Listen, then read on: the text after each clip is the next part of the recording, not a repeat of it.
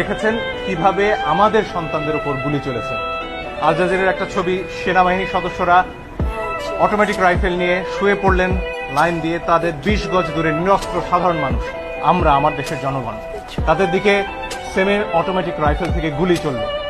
এর দৃশ্য দেখার পরে আসলে বাসায় বসে থাকার কারো কোনো সুযোগ নেই। আমাদের যার যার অবস্থান থেকে প্রতিবাদ করতে হবে এবং একজন আইনজীবী হিসেবে সেই কাজটি করার জন্য আজকে আমরা আদালতে এসেছি। আমরা আদালতে বলেছি নিরস্ত্র প্রতিবাদকারীদের উপরে গুলি চলতে পারে না, যেটাকে ইংরেজিতে লাইভ রাউন্ড বলা হয়, সেটি করার কোনো সুযোগ নেই। আরো অনেক ভিডিও আপনারা দেখেছেন, একটি কিশোর 4 তলা একটা নির্মাণাধীন ভবন থেকে সে ঝুলে রয়েছে, তার কিচ্ছু করার উপায় নেই, ওই অবস্থায় তার উপর গুলি চলেছে অনেকবার। আপনারা দেখেছেন রিয়া গোপ তার বাবার কোলে গুলিবিদ্ধ হয়েছে, আরেক শিশু সে তার চোখ দিয়ে গুলি ঢুকেছে, মাথার পেছন দিক দিয়ে বেরিয়ে গেছে। জিজ্ঞেস করুন সে কোথায় ছিল, তার বাসায় ঘরের ভেতর জানালা দিয়ে বাইরে তাকিয়েছিল, এই তার অপরাধ।